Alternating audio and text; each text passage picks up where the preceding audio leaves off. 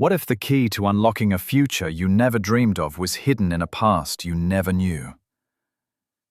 For one young waitress, a single, tarnished locket she'd worn her entire life was about to change everything.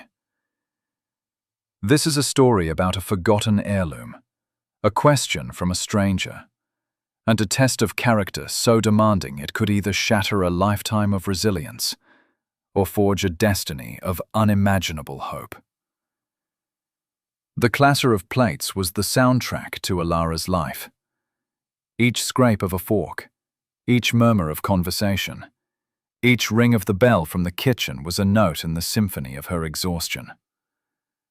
At 24, she moved through the greasy air of the Skylark diner with a practiced efficiency that concealed the heavy weight on her shoulders.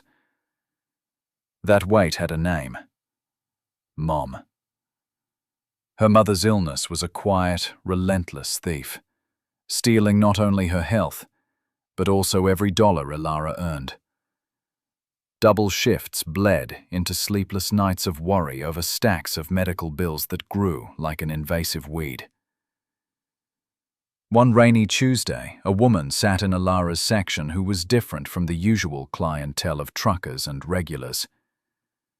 She was elderly, dressed in a simple but impeccably tailored coat, her face a mask of stern disapproval. She ordered black coffee and scrutinized the menu as if it were a legal document filled with loopholes.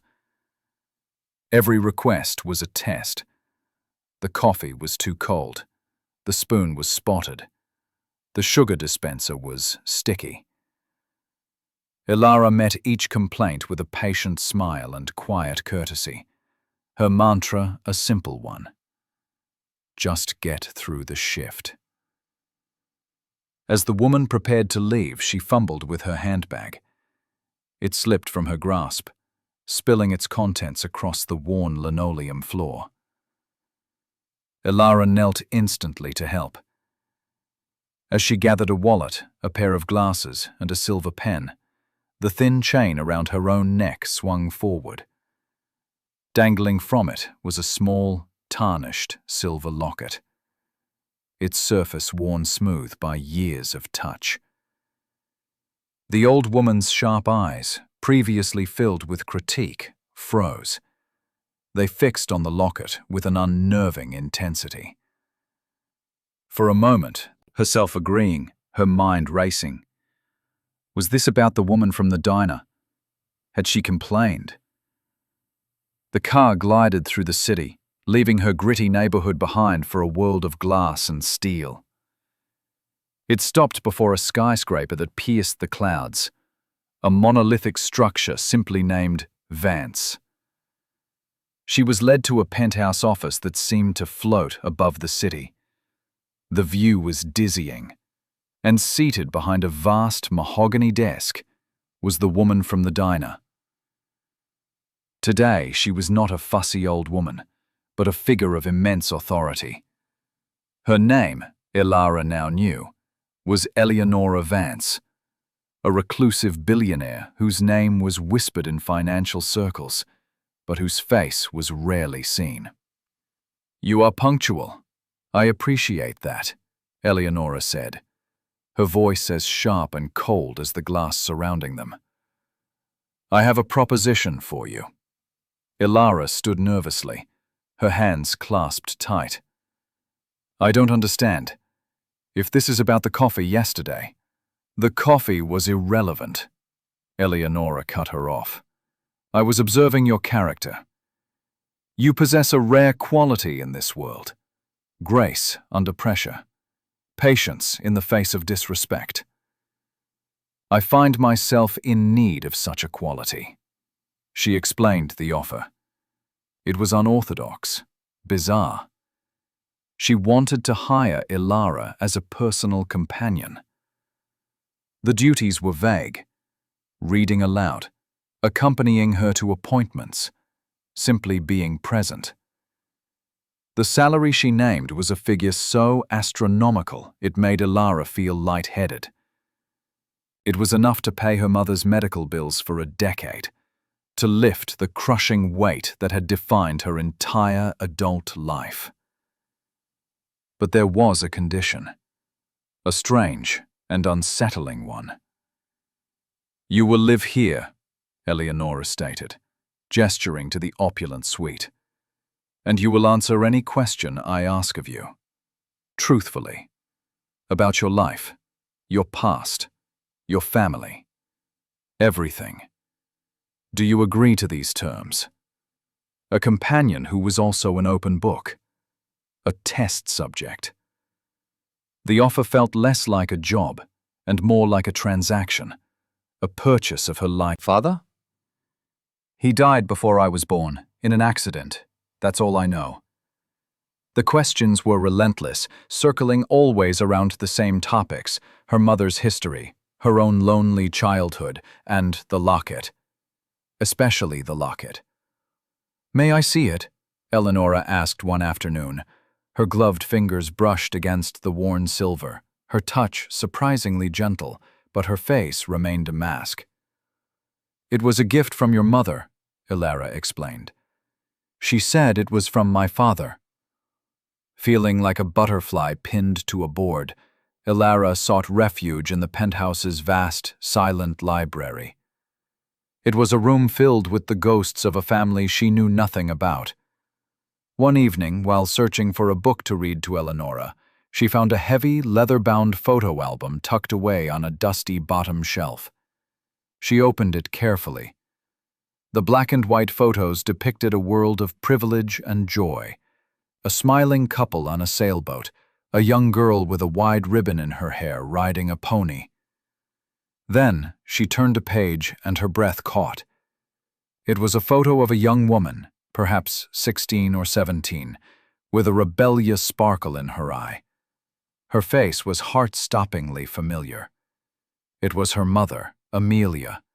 Younger, healthier, happier than Elara had ever seen her. In the photo, she stood beside an older woman whose stern face Elara now recognized instantly as a much younger Eleonora Vance. A knot of confusion and unease tightened in Elara's stomach. Why would a picture of her mother be in this stranger's home? Before she could process the discovery, a smooth voice startled her.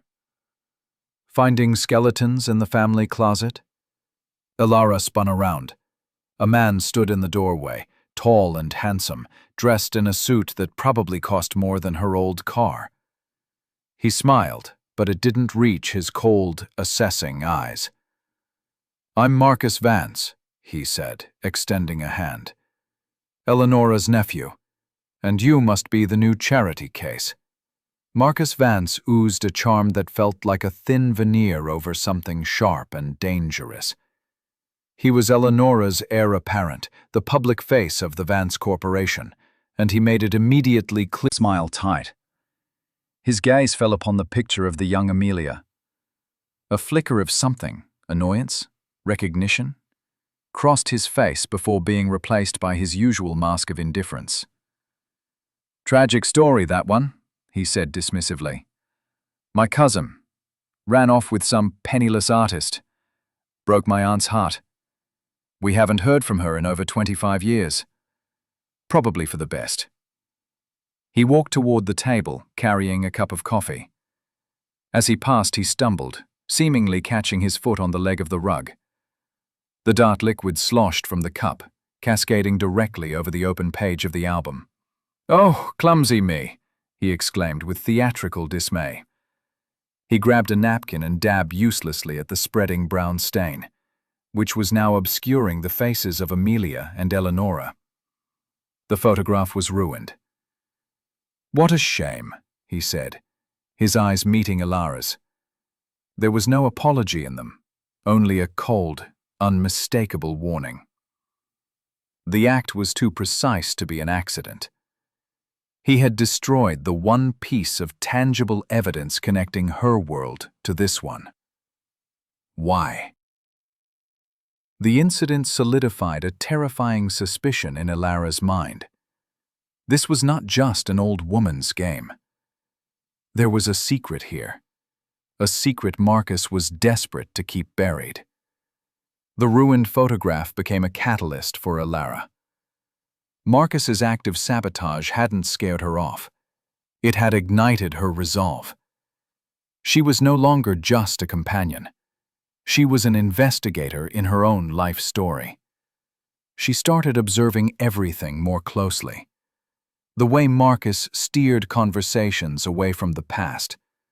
The pained, far-off look in Eleanora's eyes whenever the name Amelia was indirectly mentioned. The penthouse was no longer a cage, but a puzzle box, and she was determined to find the key. Eleanora seemed to sense this shift in Elara. The older woman's testing became more pointed, but now it felt less like an interrogation and more like a search for an ally. One evening, after a particularly tense visit from Marcus, Eleanora found Elara staring out at the city lights, her expression troubled. The billionaire was silent for along the floor. On the desk, there were several lacquered boxes. Elara opened the first one. It was filled with letters, tied in faded silk ribbons. The handwriting was elegant, feminine. The signature at the bottom of the first letter she read made her heart pound. Yours always, Amelia. She spent hours reading, piecing together a story of forbidden love. The letters were from Eleanora's daughter, Amelia, to her mother. They chronicled her passionate love for a man named Daniel, a gifted but poor painter whom Eleanora had vehemently disapproved of. The early letters were defiant and hopeful, pleading for her mother's understanding. Then, the tone shifted to one of sorrowful resignation. Amelia had chosen Daniel over her inheritance, and Eleanora had disowned her. The final letter was written on cheap, tear-stained stationery. In it, a heartbroken Amelia announced that Daniel had been killed in a sudden, tragic construction accident at his part-time job. She was pregnant, alone, and terrified. But what made Elara drop the letter was the last paragraph. Daniel gave me one last gift before he died. He had a simple silver locket made, a mate to the one you gave me when I was a girl. He put our photo inside. I will give it to our child, so they will always know they were born from love, even if all we have known is loss. The description was exact. The story was hers. Her mother was Amelia Vance, her grandmother was Eleanora, and her father hadn't just died. He'd been taken. The world tilted on its axis, and Elara sank into a chair, the letters scattered around her, clutching the locket at her throat. It wasn't just a keepsake. It was proof. It was her birthright. The revelation left Elara reeling. She spent the night in the dusty study, surrounded by the ghost of her mother's past, her own identity completely fractured and remade. She was not just Elara May, the diner waitress. She was Elara Vance, granddaughter of one of the most powerful women in the world. The knowledge was terrifying and exhilarating, but it was overshadowed by the deep sorrow for the life her mother had been forced to live, and the father she had never known. The next morning, Marcus' written was for $1 million. Take this, Marcus said smoothly. Go pay for your mother's care. Buy a house. Disappear. Consider it a severance package for services rendered. Forget everything you've seen. Forget the letters. Forget the name Vance. It will be better for everyone. Just then, Elara's phone buzzed. It was a text from her mother's nursing home. Her mother had taken a turn for the worse. The doctors were recommending a new, prohibitively expensive experimental treatment. The $1 million on the table was no longer just a bribe. It was a lifeline. It was the answer to every desperate prayer she had ever uttered. All she had to do was walk away from the truth. Marcus saw her hesitation, the conflict warring in her eyes, and he smiled. It's the smart play, he urged. A fairy tale or a real future for your mother. The choice is simple. For a heart-stopping moment, Ilara considered it. The money was a concrete solution to a real, agonizing problem. But then she looked at the letters, at the story of her parents' love and loss. She thought of her mother, living a life of hardship, stripped of her family and her birthright. She thought of the father she never met. Their story wasn't a fantasy to be bought and sold. It was her truth. With a steady hand, Ilara picked up the check. She looked Marcus directly in the eye, and with one swift, decisive motion, she tore it in half. Then in half again. The pieces fluttered onto the table between them. "My family," she said, her voice shaking but firm, "is not for sale." The torn check was a declaration of war. Ilara, armed with a newfound sense of purpose, went directly to Eleonora. She didn't just present the letters. She told the story they contained, a story of love, defiance, and heartbreak. She laid out her mother's life of quiet struggle, the constant financial anxiety, the dignity she maintained despite having lost everything. Finally, she took off her locket and placed it in Eleonora's hand. Wallet, the only one she carried. It showed her mother, older, wearier, but with the same unmistakable eyes. The moment Eleonora saw the photo, the dam of her grief broke. Decades of pride, regret, and sorrow poured out in a flood of tears. She wept for the daughter she had driven away, for the years she had lost, for the stubborn pride that had cost her everything. "Amelia," she sobbed, clutching the photo to her chest. "My daughter." Her tear-filled eyes then lifted to meet Ilara's. In them, Ilara saw not a billionaire or a matriarch, but a grandmother, finally recognizing her own blood. "That means you," Eleonora breathed, her hand reaching out to cup Ilara's cheek. "You are my lost grandchild. You are my Clara." Ilara froze. "My mother almost named me Clara," she whispered, a detail so trivial she'd almost forgotten it. The shared name was the final, irrefutable link. In that moment, the puzzle pieces didn't just fit, they fused together, revealing a truth more profound and painful than Ilara could have ever imagined. The lies that had defined 2 generations had finally come undone. The emotional reunion quickly hardened into a cold, strategic alliance. As grandmother and granddaughter talked, sharing stories and piecing together the timeline, a horrifying picture began to emerge. The accident that had killed Daniel, Ilara's father, seemed too convenient.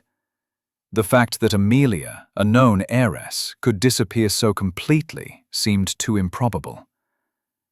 Eleonora, consumed by pride and grief at the time, had tasked her ambitious young nephew, Marcus, with leading the private search for her daughter. He had reported back that Amelia had vanished without a trace, likely having left the country with a new lover, ashamed to return. He had fed Eleonora's worst fears, cementing her belief that her daughter wanted nothing to do with her. "He was lying," Eleonora said, her voice now dangerously low. The grief in her eyes replaced by an eye secretly funded through a series of shell corporations. She slid a file across the table. Marcus's face went pale. "And I want to talk about the private investigator you hired not to find my mother," Ilara added, her voice clear and strong, "but to harass her, to force her to move from town to town, to change her name, to ensure she lived in poverty and fear, always looking over her shoulder. She pushed another file forward, this one containing bank statements and sworn affidavits. Cornered and exposed, Marcus's composure finally snapped. "She was a disgrace!" he spat, his voice trembling with rage. "She threw everything away for a worthless painter. I did what was necessary to protect this family, to protect our legacy from her weakness. The fortune was my birthright, not hers. I deserved it." His arrogant confession, delivered in a fit of entitled fury, was his final undoing. He didn't know that the entire conversation was being recorded. Security entered the room, and Marcus Vance, who had lived a life of unimaginable privilege, built on a foundation of lies and cruelty, was quietly and efficiently escorted out, his reign over. The downfall of Marcus Vance was swift and absolute. The evidence against him was overwhelming, his recorded confession the final nail in his coffin. He was charged with a litany of crimes, from corporate fraud to conspiracy, and the ensuing legal battle stripped him of his position, his wealth, and his freedom. The Vance name, once a symbol of untouchable power, was now linked to a sordid tale of greed and betrayal. But Eleonora, with Elara by her side, began the arduous process of redefining that legacy. Eleonora's first act was to ensure her daughter, Amelia, received the best medical care money could buy. She was moved to a world-class private facility, where a team of specialists managed her illness. The change was remarkable.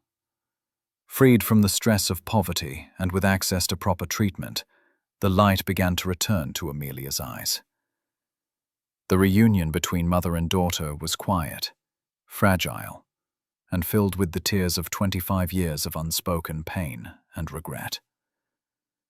It was a wound that would take a long time to heal, but the Skylark Diner was a distant memory, a chapter from another life.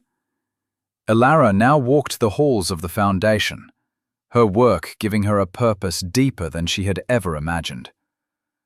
Her mother's health had stabilized, and while she would never fully recover, she was comfortable and happy, surrounded by the family she thought she had lost forever. The penthouse, once a cold and sterile cage, had become a home, filled with the warmth of 3 generations of Vance women. The final scene of their old life played out not in a courtroom, but in a quiet hospital room. Elara and Eleonora sat with Amelia, looking through the old, damaged photo album. Elara had painstakingly had the stained photograph of her mother and grandmother restored. As Amelia traced the image of her younger self, a soft smile touched her lips. She looked from the photo to her mother, and then to her daughter, her eyes shining with a peaceful clarity.